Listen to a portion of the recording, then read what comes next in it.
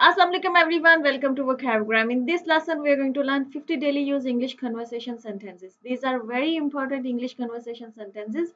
It will help you to improve your English fluency. So watch this lesson till end and learn all these 50 daily use English conversation sentences. So let's begin. Our first daily use English conversation sentence is आज नहीं तो कल वो मुझे समझेगा. इसको आप English में कहेंगे sooner or later he will understand me. आज नहीं तो कल जो है इसके लिए हम जो इंग्लिश स्ट्रक्चर यूज करते हैं वो sooner or later है. ठीक है. हमारा सेकंड सेंटेंस है मैं चाय बना रही हूँ. इसको आप इंग्लिश में कहेंगे आई एम मेकिंग टी. चाय बनाने को आप मेकिंग टी कहते हैं. ठीक है. मैं चाय बना रही हूँ, आई एम मेकिंग टी. और हमारा जो अगला सेंटेंस है वो है मैं चाय छान रही हूँ. हम चाय को छानते हैं ना बनाने के बाद, जब उसको कप में डालते हैं तो उसको कहेंगे हम आई एम स्ट्रेनिंग टी. छानने को हम स्ट्रेन करना कहते हैं. ठीक है. और अगला जो सेंटेंस है वो है कि चाय को छलनी से छान दो. ठीक है. वो जो छलनी हम यूज करते हैं ना चाय को छानने के लिए, तो उसको आप कहेंगे स्ट्रेन द टी थ्रू सीव. सीव कहते हैं वो जो छलनी होती है जिसके थ्रू हम चाय को छानते हैं जब हम कप में डालते हैं. ठीक है. तो छानने को हम स्ट्रेन कहते हैं और वो जो छलनी है जिससे हम छानते हैं उसको हम सीव कहते हैं. ठीक है. तो स्ट्रेन द टी थ्रू सीव. हमारा नेक्स्ट सेंटेंस है तुमने मेरी खुशियां छीन ली. अक्सर हम तकलीफ में हो, परेशानी में हो, किसी के साथ हमारा कन्फ्रंटेशन हो, तो उसमें हम ये जुमला बोलते हैं तुमने मेरी खुशियां छीन ली. तो आप इसको इंग्लिश में कहेंगे you snatched my happiness. Snatch का मतलब होता है छीनना. ठीक है. तो कोई भी चीज अगर आपने किसी से फिजिकली छीन ली है तो उसके लिए भी स्नैच कहेंगे. जैसे किसी के हाथ में कोई चीज है और किसी दूसरे इंसान ने उसके हाथ से वो चीज छीन ली, तो उसके लिए भी ये वर्ड स्नैच यूज होगा. और वैसे भी किसी को मतलब कि जैसे खुशियां छीनना, अब ये फिजिकल चीज तो नहीं है. ठीक है. तो इनटेंजिबल है, तो वैसे भी अगर कोई चीज हो छीनने के लिए आप ये वर्ड स्नैच जो है उसको यूज करेंगे. हमारा next daily use English sentence है क्या जबरदस्त सोच है या आइडिया है. ठीक है. तो व्हाट अ ग्रेट थॉट. कि कोई बड़ी एकदम से कोई बड़ी जबरदस्त किस्म की बात कर दे, कोई आइडिया दे या कोई सोच आपके सामने रखे और आपने उसकी सोच को अप्रिशिएट करना है, उसके आइडिया को अप्रिशिएट करना है, तो आप ये जुमला बोलेंगे व्हाट अ ग्रेट थॉट. कि क्या जबरदस्त आइडिया है तुम्हारा या क्या जबरदस्त सोच है तुम्हारी जो तुमने इस वक्त सोचा है. ठीक है. हमारा next daily use English sentence है कहीं नजर ना लगे. अक्सर हम कहते हैं ना कोई अच्छी बात करते हुए कहीं नजर ना लगे, तो टच वुड उसको इंग्लिश में बोला जाता है. ठीक है. तो कोई भी आप अच्छी बात कर रहे हैं और उसके बाद आपको ये कहना है कि कहीं नजर ना लग जाए इस बात को, तो उस अच्छी बात को करने के बाद ना आप टच वुड एंड पे बोल दे, तो इसका मतलब ये होता है कि कहीं नजर ना लगे. ठीक है. नेक्स्ट है बिल मैं दूंगा. देखें, कहीं पे आप खाना खाने जा रहे हैं तो उसके लिए आप कहेंगे ना कि अच्छा इसका बिल मैं दूंगा. तो आप उसके लिए हम जो वैसे सेंटेंस बोलते हैं वो ये कहते हैं कि आई पे द बिल. ठीक है. ये एक इसकी जो है ना लिटरल लिटरल जो ट्रांसलेशन है. ठीक है. कि आई पे द बिल के बिल मैं दूंगा. लेकिन जो इंग्लिश जो नेटिव इंग्लिश स्पीकर्स है वो इसको कहते हैं, उसको बोलते हैं इस तरह से it's on me. It's on me उनका जो ये जो फ्रेज वो यूज करते हैं ना, इसका मतलब ये होता है कि इसकी जो पेमेंट है ना वो मैं करूंगा या इसका जो बिल है ना वो मैं दूंगा. कहीं भी कोई खरीदारी हो रही है या कहीं पे भी कोई इस तरह का हो रहा है कि जहां पर पैसे देने हैं, तो वो आई पे द बिल जो है ना वो जरा कम बोलते हैं. वो ज्यादातर बोलते हैं इट्स ऑन मी, कि इसको मैं अदा करूंगा. ठीक है. तो आप बेहतर ये है कि अगर आपने नेटिव इंग्लिश स्पीकर्स की तरह बोलना है तो आप ये वाली फ्रेज बोला करें इट्स ऑन मी, कि मैं पे करूंगा. ठीक है. हमारा नेक्स्ट सेंटेंस है हिलो मत. किसी को कहना ना हिलो मत, डोंट मूव. आपने इंग्लिश मूवीज में भी सुना होगा इस फ्रेज को, इस सेंटेंस को, कि कभी ऐसा होता है ना वो पुलिस आती है तो एकदम से कहती है डोंट मूव. उसका मतलब ये होता है कि हिलो मत. जिस भी जगह पे तुम खड़े हो ना, बस जिस भी पोजीशन में हो वही वहां वहां पे फ्रीज हो जाओ. ठीक है. वो अक्सर फ्रीज भी वर्ड यूज करते हैं वो जो पुलिस जब आती है किसी ऐसे ऐसे सीन में, जब कभी भी आप कोई मूवी देख रहे हो. तो फ्रीज का मतलब ये होता है कि इस वक्त जिस पोजीशन में खड़े वहीं खड़े रहो. या डोंट मूव भी वो कहते हैं कि हिलो मत, जिस जगह पे खड़े वहीं पे खड़े रहो. ठीक है. हमारा नेक्स्ट सेंटेंस है पीछे हटो. किसी को कहना ना कि कोई खड़ा है, आपको रास्ता चाहिए, आपने से कहना है ना कि पीछे हट जाओ जरा, तो आप कहेंगे स्टेप बैक. स्टेप बैक का मतलब ये होता है कि जब हम कदम लेकर अपने कदम से पीछे हटते हैं ना, उसका मतलब होता है कि स्टेप बैक, के पीछे हट जाओ. ठीक है. नेक्स्ट है मेरे बारे में क्या ख्याल है. What about me. जैसे कि कोई प्लान अगर चल रहा है, अच्छा तुम ये करोगे या तुम वो करोगे, अच्छा सबको जो ना उसकी ड्यूटीज असाइन हो रही है, सबको कुछ चीज दी जा रही है और आपने कहना है कि अच्छा इस सारे प्लान में मेरे बारे में क्या है या मेरे लिए क्या है या मेरे बारे में क्या ख्याल है कि मैंने क्या करना है या मुझे क्या मिलेगा. तो इस तरह की जो कन्वर्सेशन होती है ना उसमें आप कहेंगे व्हाट अबाउट मी. मेरे बारे में क्या है, मतलब मेरे बारे में क्या प्लान किया है, या मेरी क्या ड्यूटी है, या अगर आपने कुछ भी ऐसी कन्वर्सेशन हो रही है वहां पर आपने अपने लिए पूछना है कि मेरे लिए क्या बात है, तो आप कहेंगे व्हाट अबाउट मी, कि मेरे बारे में क्या ख्याल है। ठीक है। नेक्स्ट है तुम्हें मेरा ख्याल नहीं। ठीक है, don't you care for me. ये अक्सर होता है ना, हम कहते हैं तुम्हें मेरा ख्याल नहीं, you don't care about me. जब आपने किसी को बताना हो कि तुम्हें मेरा ख्याल नहीं है, you don't care about me. लेकिन अगर किसी से पूछना तुम्हें मेरा ख्याल नहीं है, तो आप कहेंगे don't you care for me. ठीक है, कि तुम मेरा बिल्कुल भी ख्याल नहीं रखते हो। ठीक है, तो ये दोनों सेंसेस हैं, क्योंकि हम उर्दू या हिंदी में इसी सेंटेंस को सिर्फ टोन से चेंज हो तो एक दफा बताना हो जाता है, और एक दफा जो है जैसे हम किसी से क्वेश्चन कर रहे हैं। ठीक है, तो उसका इंग्लिश में इसी तरह है, don't you care for me, कि तुम्हें मेरा ख्याल नहीं है, या you don't care for me, कि तुम मेरा बिल्कुल ख्याल नहीं रखते हो। ठीक है। नेक्स्ट है किसी हद तक तुम ठीक हो। अगर किसी को कहना ना कोई बात कर रहा है और आप कहना चाह रहे हैं कि नहीं किसी हद तक तुम्हारी बात बिल्कुल ठीक है, तुम सही कह रहे हो, तो to some extent you are right. To some extent जो है ना, ये जो हम इंग्लिश स्ट्रक्चर है किसी हद तक, इसके लिए हम ये इंग्लिश में स्ट्रक्चर यूज करते हैं, किसी हद तक ये बात ऐसे है। To some extent it's like that. ठीक है, ये किसी हद तक तुम ठीक हो, to some extent you are right, किसी हद तक के लिए जो है ना हम ये इंग्लिश स्ट्रक्चर जो है टू सम एक्सटेंट यूज करते हैं। ठीक है। नेक्स्ट हमारा डेली यूज इंग्लिश सेंटेंस है क्या तुम बीमार हो, आर यू सिक। अच्छा, इसको समझ लें। अक्सर हम किसी को सिक, वैसे मतलब जो होता है वर्ड ये बीमार के लिए यूज होता है, आर यू सिक, क्या तुम बीमार हो। लेकिन अगर किसी को मेंटली भी कहना हो ना कि तुम पागल हो, क्रेजी हो गए हो, आर यू सिक, उसके लिए भी ये वर्ड सिक, क्या ये फ्रेज यूज होती है। ठीक है, आर यू सिक, तुम पागल हो गए हो, तुम्हारा दिमाग जो है ना वो खराब हो गया है क्या, इसके लिए भी ये यूज होता है। कोई फिजिकली बीमार है, जैसे किसी को बुखार है, नजला है, जुकाम है, कुछ भी है, तो उसके लिए भी आप कह सकते हैं आर यू सिक, क्या तुम बीमार हो। लेकिन अगर कोई बड़ी उटपटांग सी बात कर रहा है, आपको लग रहा है उसका दिमाग जो है ना वो खराब हो गया, वो पागल हो गया, तो उसके लिए भी कहेंगे आर यू सिक, तुम पागल हो गए हो क्या। ठीक है, तो ये दोनों सेंसेस में यूज होता है। नेक्स्ट है क्या तुम ठीक हो। किसी से पूछना ना कि क्या तुम ठीक हो, are you okay, you okay. ठीक है, अक्सर जो जो नेटिव स्पीकर्स, इंग्लिश स्पीकर्स हैं, वो आर को जो है ना वो अपने मुंह के अंदर ही हस्फ कर जाते हैं, ओके ऐसे करके बोलते हैं। आपने मूवीज वगैरह में सुना होगा उनको बात करते हुए इस तरह से, यू ओके, वो आर को हस्फ कर जाते हैं। वैसे एक्चुअल जो सेंटेंस है ग्रामेटिकली वो तो यही होगा, आर यू ओके, क्या तुम ठीक हो। लेकिन जब आप फ्लुएंटली बोलते हैं ना, फ्लुएंसी में आप इसको थोड़ा सा आर को ना मुंह के अंदर ही स्टार्ट में थोड़ा सा रोल कर जाते हैं। ठीक है, योखे इस तरह करके बोल जाते हैं। नेक्स्ट है इस मामले से दूर हो, स्टे आउट ऑफ इट। अगर जैसे होता है ना कि दो लोगों के बीच में आपस में बहस चल रही है, कोई कन्वर्सेशन चल रही है, और कोई तीसरा आके उसमें अपना जो ना वो बीच में पॉइंट बताने लग जाता है, और अगर आपने उसको कहना ना कि तुम इसमें से ना दूर हो, तुम पड़े रहो, तुम इस मामले से दूर हो, ये हमारे आपस की बात है, तो फिर आप उस तीसरे इंसान को कह सकते हैं स्टे आउट ऑफ इट, कि तुम इस बात से ना दूर रहो। ठीक है। नेक्स्ट है जी मैंने दोस्ती के लिए हाथ बढ़ाया। ठीक है, आपने कहना कि मैंने तो उसकी तरफ दोस्ती के लिए हाथ बढ़ाया था, तो ये जो हाथ बढ़ाना होता है ना, जो हम उर्दू हिंदी में बोलते हैं, उसको आप इंग्लिश में बोलेंगे I offered my hand for friendship. ठीक है, कि मैंने अपना हाथ बढ़ाया, I offered my hand for friendship, के मैंने दोस्ती के लिए तो उसकी तरफ हाथ बढ़ाया था। ठीक है। नेक्स्ट हमारा daily use English conversation sentence है मैं बहुत परेशान हूँ। आई एम अपसेट, ये नॉर्मल है, ये भी यूज कर सकते हैं। आई एम डिस्ट्रॉट, ये भी यूज कर सकते हैं। डिस्ट्रॉट थोड़ा सा एडवांस वर्ड है, अपसेट थोड़ा सा रेगुलर वर्ड है। ठीक है, नॉर्मली जो है ना लोग नॉर्मली यही यूज किया जाता है, आई एम अपसेट, मैं बहुत परेशान हूँ। ठीक है, लेकिन आपने थोड़ा सा एडवांस वर्ड यूज करना है तो आप कहेंगे आई एम डिस्ट्रॉट, कि मैं बहुत परेशान हूँ। ठीक है। नेक्स्ट है तो क्या। अक्सर होता है ना तो क्या, ऐसे हम किसी को कहते हैं ना तो आप कहेंगे सो व्हाट। कोई कहे ना अरे ये ऐसे हो गया, और आप कहेंगे तो क्या, मुझे कोई परवाह नहीं है। ठीक है, तो आप कहेंगे so what, I don't care, कि ऐसा ऐसा हो गया तो हो जाए। ठीक है, तो क्या, सो व्हाट। नेक्स्ट है मेरे साथ चलो।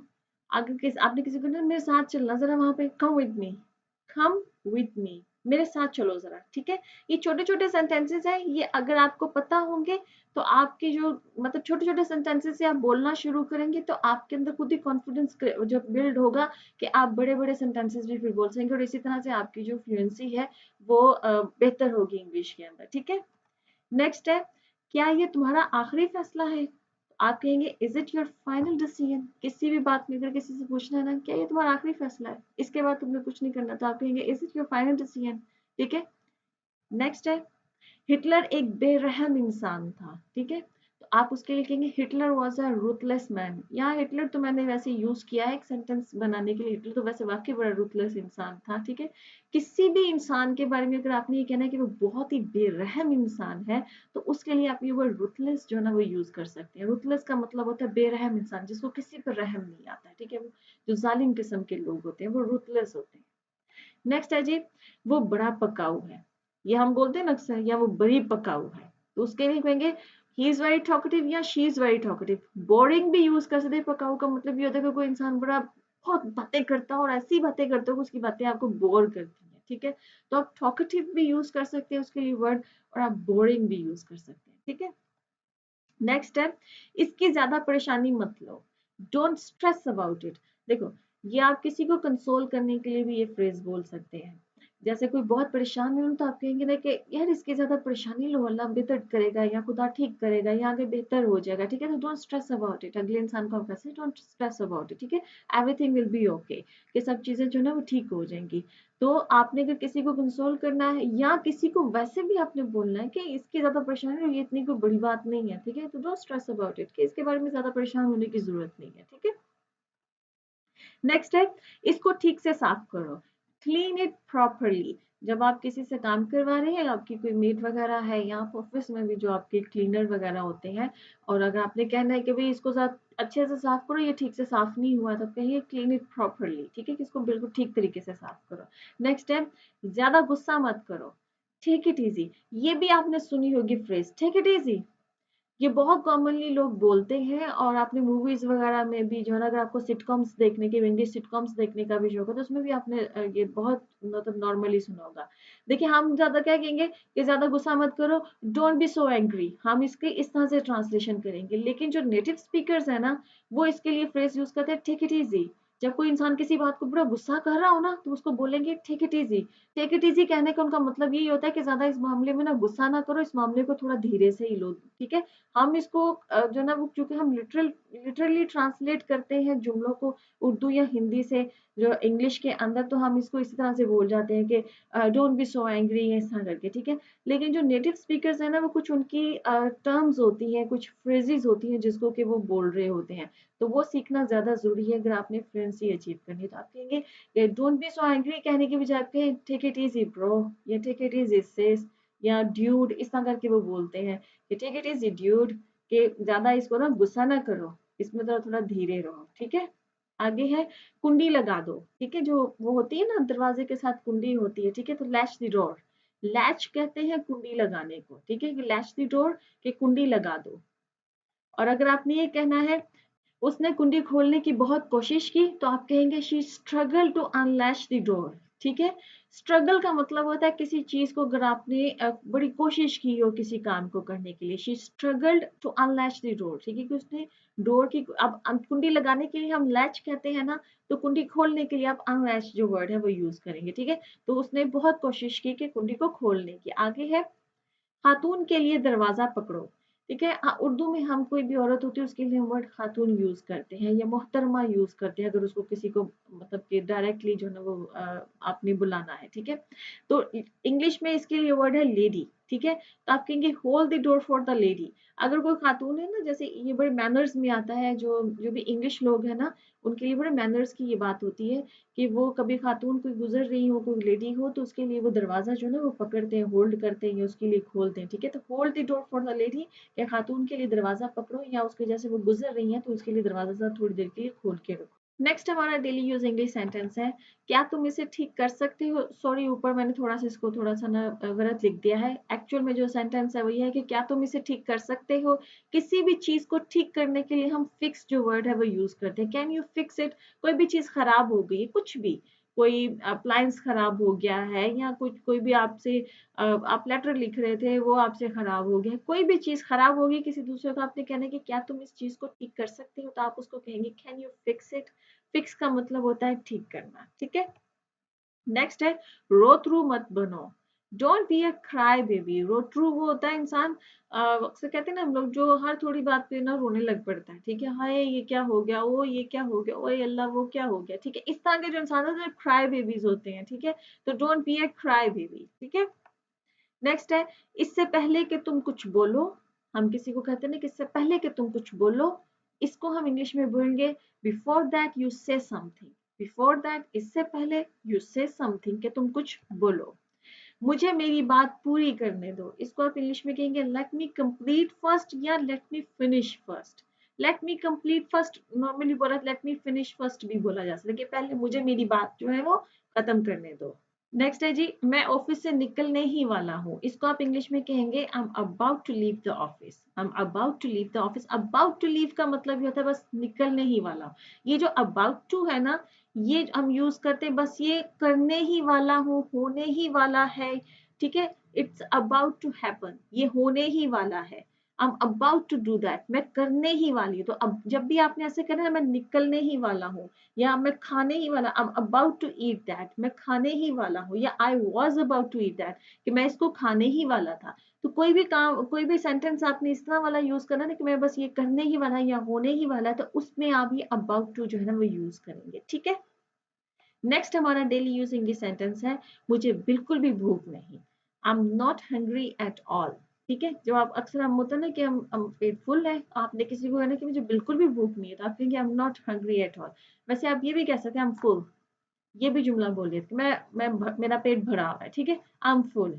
या I am not hungry at all कि मुझे बिल्कुल भूख नहीं है, या आप कह सकते हैं आई एम फुल कि मेरा पेट भरा हुआ है।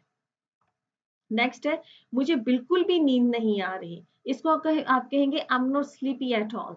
I am not sleepy, sleepy का मतलब ये होता है नींद आना। अगर आपने कहना ना मुझे नींद आ रही है, आई एम स्लीपी। अक्सर होता है ना रात को आप कहना चाह रहे होते कि मुझे अब नींद आ रही है, मैं अब सोने जा रहा हूँ, तो आप कहेंगे आई एम स्लीपी नाउ, क्या मुझे नींद आ रही। अगर आपने कहना मुझे नींद नहीं आ रही है, I am not sleepy at all, मुझे बिल्कुल भी नींद नहीं आ रही है, ठीक है। नेक्स्ट है जी, टी बहुत गर्म है। अच्छा, T is piping hot. Piping hot हम किसी भी ऐसी लिक्विड चीज के लिए यूज करते हैं जो बहुत ज्यादा गर्म हो, ठीक है। कोई भी चीज जो बहुत ज्यादा गर्म हो तो उसके लिए आप कहेंगे, एक तो होता है ना टी इज हॉट, टी गर्म है, ठीक है। अगर आपने ये कहना ना बहुत ही ज्यादा गर्म है, तो फिर ये पाइपिंग हॉट जो है ना इसको यूज कर सकते हैं आप।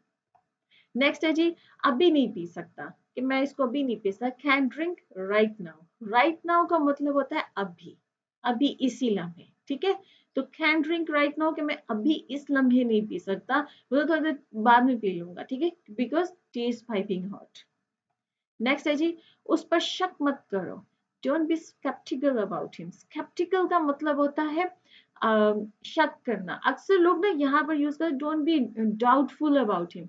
डाउटफुल भी ठीक है टू सम एक्सटेंट, बट इसके लिए जो राइट वर्ड है जो इंग्लिश के अंदर वो स्केप्टिकल है। स्केप्टिकल का मतलब होता है किसी के बारे में शक करना, किसी के बारे में अपने दिमाग में डाउट लेके आना कि हो सकता है ये ऐसे ना हो सकता है ये वैसे ना हो। तो किसी मामले के बारे में आप डाउटफुल हो रहे हैं, किसी इंसान के बारे में, तो इसका मतलब है कि आप स्केप्टिकल हो रहे हैं, आपको उसके बारे में शक है, ठीक है।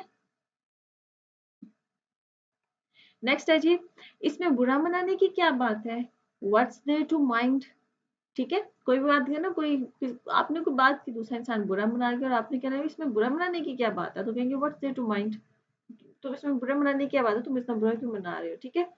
मेरी कसम खाओ, स्वेयर ऑन मी, ये तो बड़ा ही बोला जाता है, बहुत कॉमन सेंटेंस है ये, ठीक है। या स्वेयर ऑन मी, या आई स्वेयर ऑन गॉड, मैं खुदा की कसम खाता हूँ, ठीक है। इस तरह के जो जुमले बोले जाते हैं। या स्वेयर ऑन योर सन, या स्वेयर ऑन योर डॉटर, इस तरह कि अपने बेटे की कसम खाओ या अपनी बेटी की कसम खाओ, ठीक है। तो ये स्वेयर का मतलब होता है कसम। नेक्स्ट है जी,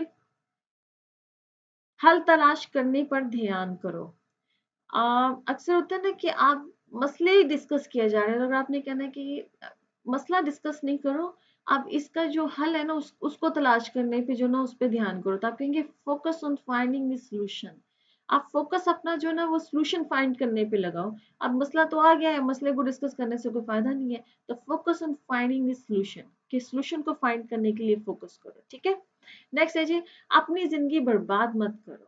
don't ruin your life. Ruin का मतलब होता है बर्बाद करना, ठीक है। यू रून्ड माई लाइफ, तुमने मेरी जिंदगी बर्बाद कर दी, ठीक है। ऐसे बोलते हैं ना, या अक्सर पेरेंट्स हमें कहते हैं डोंट रून योर लाइफ, अपनी जिंदगी बर्बाद मत करो इन एक्टिविटीज में पढ़ के, ठीक है। तो ड्रून का मतलब होता है किसी भी चीज को बर्बाद कर देना। नेक्स्ट है जी, जितना ज्यादा उतना बेहतर। ये हमने सुना है ना अक्सर कि जितनी ज्यादा चीज हो ना उतनी बेहतर होती है, तो कहेंगे द मोर द बेटर, कि जितना ज्यादा उतना ही बेहतर, ठीक है।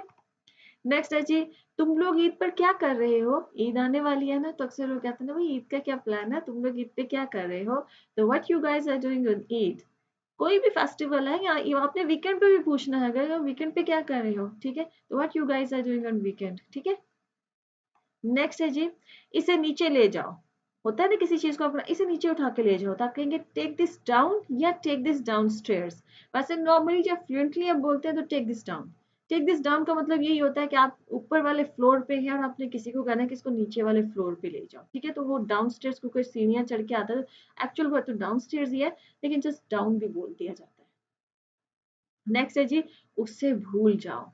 ये तो हम बड़ा ही कहते हैं, ठीक है। ये तो हमारी मतलब कि जो यंग जनरेशन है उसका तो बड़ा प्रॉब्लम है ना, भूलना मुश्किल काम है, ठीक है। तो उसे भूल जाओ, फॉरगेट हिम या फॉरगेट हर, उसे भूल जाओ। आगे जी, मुझे ये किसी भी कीमत पे चाहिए। I need this at any cost. At any cost जो होता है इसका मतलब होता है किसी भी कीमत पे। मैं उसे किसी भी कीमत पे नहीं भूल सकता या भूल सकती।